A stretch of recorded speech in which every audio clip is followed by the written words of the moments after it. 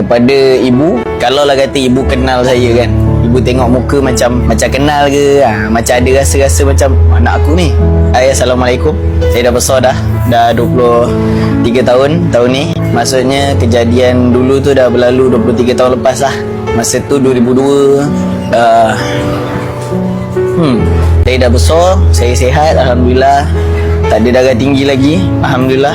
Kencing manis semua tak ada. Sihat, insyaAllah. Kalau ibu menonton ni, saya nak cakap terima kasih banyak-banyak. Sebab yelah, kalau tak ada ibu, ya tak ada saya juga kan. Tak ada saya, tak adalah peluang saya nak ke syurga.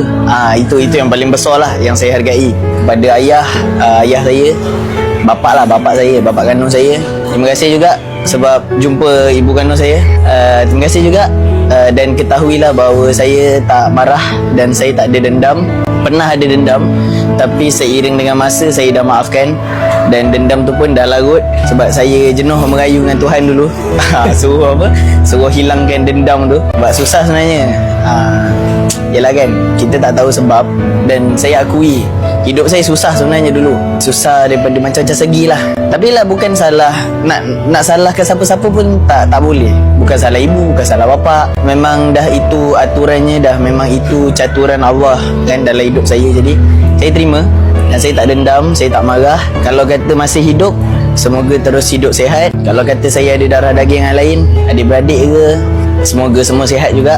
Kalau ada rezeki kita jumpa dekat dalam dunia, kita jumpa dalam dunia. Kalau tak ada, nanti saya minta kita jumpa kat syurga.